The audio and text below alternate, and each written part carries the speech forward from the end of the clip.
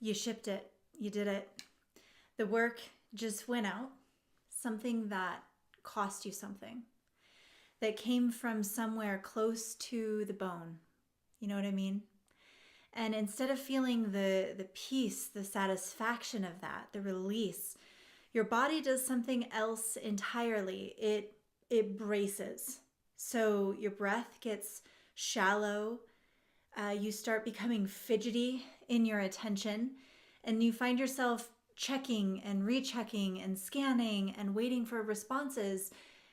Not so much because you're looking for confirmation that it was good, but for evidence that you are still okay. That you didn't just expose yourself for nothing. That is the moment where artists are either won or lost.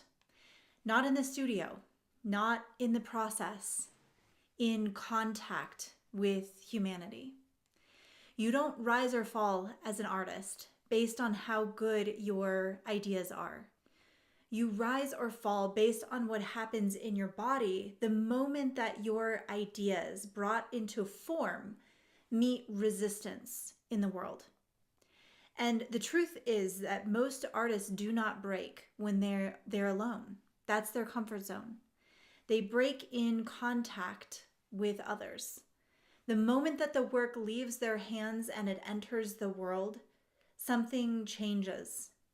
Their soul, their perspective, their energy is on display like being naked on stage.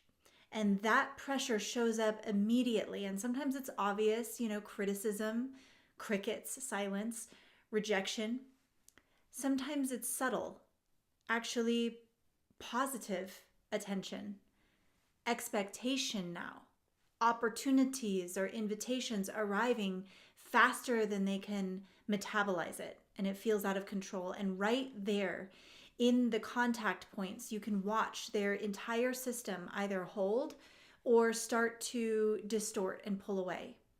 The work might still look good from the outside, and it might be even improving technically, but internally something begins to compensate, tighten, or even collapse. And from that point on, the trajectory isn't determined by their talent. It's determined by their embodiment, their capacity. Most people will think and judge artists because they seem to be inconsistent or undisciplined or too emotional. But when you reduce it down to pure energetics, that's not what's happening. What's happening is that they are generating, or they're in contact with more intensity than their body or their system can actually hold.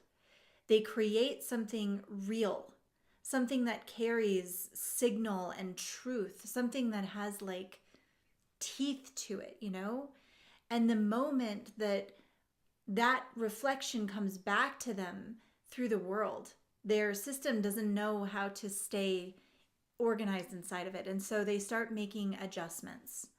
They'll pull back. They'll over-explain. They may even abandon a direction midstream. They flood their audience and then they'll disappear. They'll chase momentum and then they'll sabotage it. None of that is random. It's the body trying to regulate pressure without having the structure to do it cleanly. And this is the fundamental imbalance that most artists, and specifically artist entrepreneurs, it never gets addressed. And we call this the artist-warrior split. It's the part of an artist that can feel, that can perceive and express, that is the most highly developed. They can access nuance, emotion, energy, ideas that the most people can't even touch. This is where I might say you're dipping nuggets that they've never heard of in sauces they can't imagine. That's the asset. But the part of you, the part of the artist that can hold, that can stabilize and endure pressure at that level is underdeveloped. And without that other side, the warrior side, your gift becomes unstable. It's expression without containment that can hold. So you'll have moments of brilliance, flashes of clarity, periods where everything is flowing, but the second that the environment pushes back, there's nothing to anchor it. And so the system will default back to protection. And protection always comes at the cost of the work. First, before we go further, here's what I want you to know. This way that pressure hits the system, it isn't generic. The way your body meets pressure has a signature, and it's specific to you. We call these signatures somatic skins. Think about like archetypal energies that are bigger than me and you, but hold to certain universal patterns. There are 4 distinct ways that the body shows up under load. The asset is one of these, and it might be yours. So if you're curious, there's a quiz down in the description. It just takes a few minutes. It's free, and it might be worth knowing which you are before you keep going in this video. So go take it, then you can come back. For over 10 years, I've worked with artisan entrepreneurs. And when somebody comes to me ready to call forth their next best work, build their business, step into their next era, whatever they want to call it, there's always a moment of truth. They're afraid, but they won't say it like that. They'll couch it in safer language. They want to do their due diligence. They're being responsible. They want to make sure that they're making the right decision. And eventually, they'll ask, like, what guarantees do you make? Sounds like a reasonable question. And I tell them with a twinkle in my eye, none. There are no guarantees. That's not me covering my ass. I trust what we do in the prestige and in this work implicitly. I trust the work. I say there's no guarantees because the version of them that needs to step across that threshold cannot be connected to a false sense of security. They have to be connected to their courage. Because if they cross over holding a false guarantee, if the only reason they moved was because someone promised them it would work out, they haven't actually crossed anything. They've just relocated their fear and actually relocated their agency. The threshold of your truest work as an artist, as an entrepreneur, requires something real from you. And an arbitrary false guarantee lets you avoid giving it. Think about the last time that you put out something, you were seen for something that actually mattered to you. Not something easy, not something that you just knew would land and be celebrated, but something that felt close to the edge of what you're actually capable and willing to express. There's a really specific silence after that, a really specific tension point where you're waiting, you're watching, you're checking, and your body in that moment is no longer neutral. Your breath changes, your attention may narrow or scatter, depending on your skin. There's a subtle tension that wasn't there when you were creating. That moment is everything, because if you can't stay steady there, you start organizing your next move in looking to how to relieve that tension instead of advance your truest work. You start chasing resolution and reassurance instead of mainlining truth. And over time, that pattern as an artist, as an entrepreneur, as a trailblazer, it rewires how you create. I want you to know your capacity to stay with hot truth, regardless of how it's received, that capacity is trainable. And this is where most conversations about art as entrepreneurship, it completely misses this point. They'll stay at the level of mindset or motivation or discipline, but none of those things address the actual mechanism. Your system has a limit. Right now, your system has a limit. My system has a limit to how much pressure it can hold without distorting. That limit is not fixed. It can be trained, just like strength, just like flexibility, just like endurance. And the artists who actually ascend are the ones who, consciously or not, have developed the ability to stay organized under increasing levels of load. They don't rush to relieve the pressure.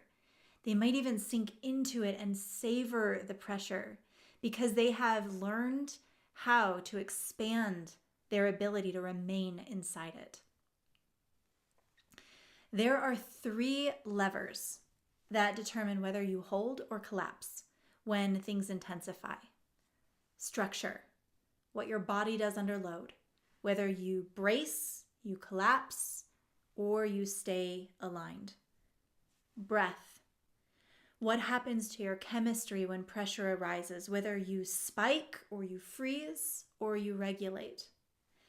Attention, where your awareness goes when things get edgy and real, whether you tunnel, hyperfixate, scatter, or you stay anchored. That's it. You don't need to overcomplicate it. Every breakdown you've had as an artist, as an entrepreneur, traces back to one of those 3, losing coherence. And every moment where you've been undeniable, you were organized across all 3. What separates artists who break through from artists who burn out isn't how inspired they are. It's their staying power. It's how long they can stay intimately in contact with the process, the pushback, without needing relief. Because the path isn't clean. There are long stretches where no one validates what you're doing, where the work feels heavy, where the signal isn't being received the way you thought it would, where the gap between what you see and what you can actually produce right now, that gap feels unbearable.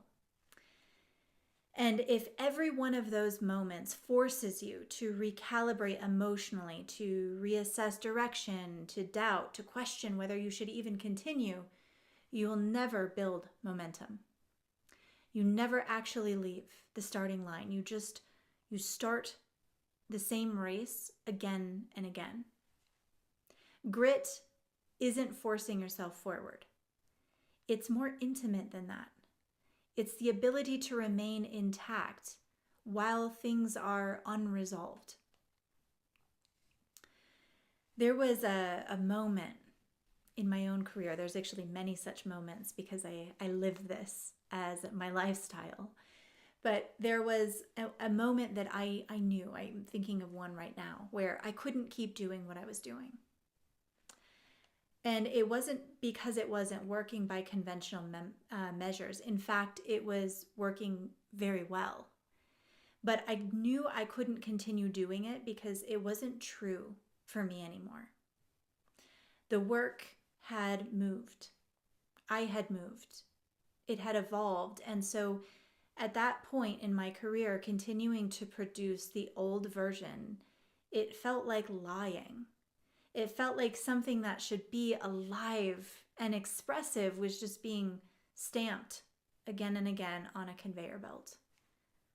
And so I stepped out. I stepped out into that unknown, and there was nothing under my feet. No validation. No one telling me that it was going to work great. No one even telling me that they loved this new version of the work. Nothing. No clean confirmation that I'd made the right call. Just the absence of the thing that I had been doing, and then the internal requirement that I keep moving in evolution anyway. That's the faith.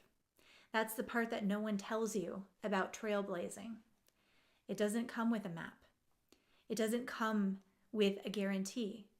It doesn't come with 10 steps that are, sure bets on succeeding. It doesn't come with a clear view even of what you're building while you're building it. Craftsman business, real artistic enterprise, it doesn't run on logic. It runs on something closer to deep knowing, like a bone deep recognition that you serve the truest art, the work that only you can do. And when you taste it, you can't go back. That you recognize that the old container was too small and that the work requires more than you've been willing to give it so far. That's the ask for the courageous artist entrepreneur. Will you keep moving through long stretches where nothing validates what you're doing, where the work might feel dense? Can you stay anyway? And can you stay from a place where you aren't forcing yourself necessarily, although it may feel like you're holding a position? But this is beyond, gritted teeth and white knuckles. Can you stay because you've built enough interior stability to remain intact, even while things are unfolding for you? I want you to know something. A divided artist never wins. If the part of you that wants to express is constantly being overridden by the part of you that wants to stay safe, you're always going to feel like you're fighting yourself. And eventually one side will win. So here's the normal extreme vacillation. Either you shut down the signal, you go numb a little bit to maintain stability and status quo, or you oscillate all the way to the other side and you keep expressing, and eventually you'll collapse under the consequences of the pressure. Neither extreme leads to mastery. Here's the alternative, option C. The artists who actually reach their peak, they integrate both sides. So they'll build a system that can generate at high level and hold the pushback that comes with it. They become precise, even dangerous under pressure instead of reactive. And that's the whole game. I was working with a client on this very same thing, and I remember when they were putting out new work and just receiving crickets back. Not just silence, like actual messages. People sliding into their DMs like, hey, let me know when you're going to do that other stuff again. And I've been there too. So people want that other stuff, the stuff that you've grown out of. And I remember sitting with them in that. I remember sitting with myself in this. I remember this time when I put out new work and I got crickets. Maybe not even crickets. It wasn't just silence. Like I got actual messages. People sending me emails like, hey, let me know when you're going to do that other stuff again. That other stuff. The stuff I'd grown out of. And I remember sitting with that because up until then, I had built everything on being accessible, on being grateful for the opportunities I was given, on saying yes and thank you and of course and accommodating.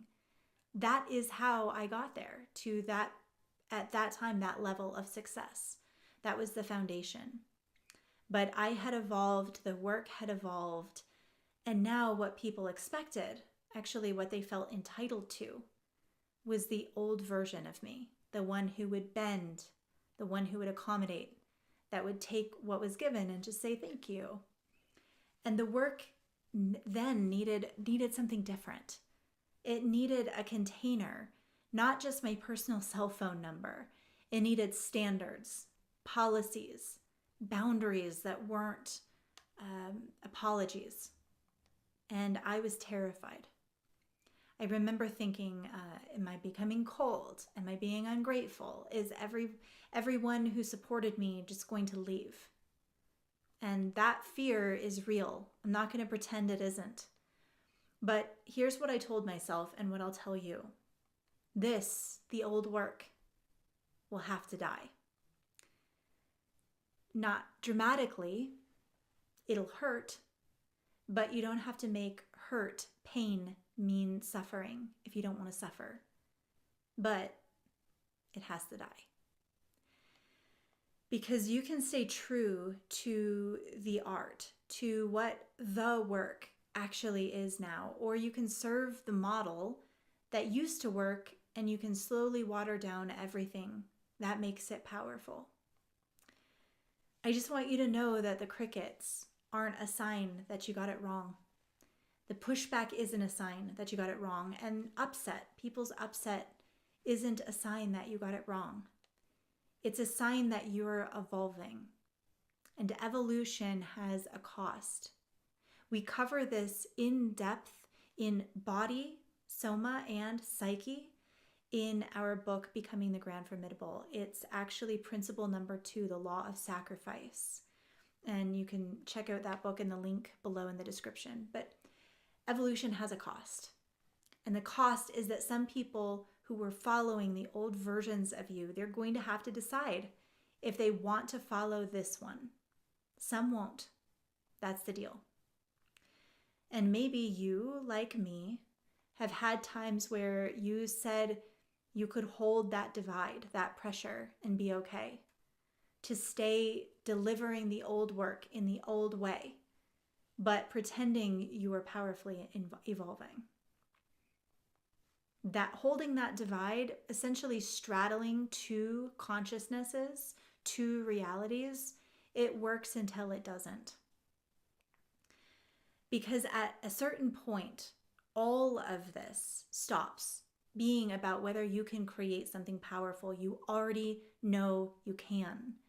The question really becomes whether you can build a life around that ability that doesn't force you to dilute it. Because the moment you step into business, not just art, but art that you are actually depending on as your revenue, a new kind of pressure shows up. Now it's just not about expression. It's about sustainability. It's about market sensitivity, money, offers, decisions that shape your reality in very real ways. And most artists walk into that world completely unprepared. I call it the accidental entrepreneur. I was one. And this wasn't because they're incapable or they're unskilled. I know this terrain. I've lived it. I've served at the side of other artist entrepreneurs who live it. And I kept watching the business layer collapse, everything that the creative layer built. And at some point, I started looking to myself. I stopped outsourcing my answers. I stopped handing my development to people who would tell me what they did, what worked for them, and guarantee that it would work for me and what I should do next. Instead, and I want you to hear me on this, I put myself in rooms.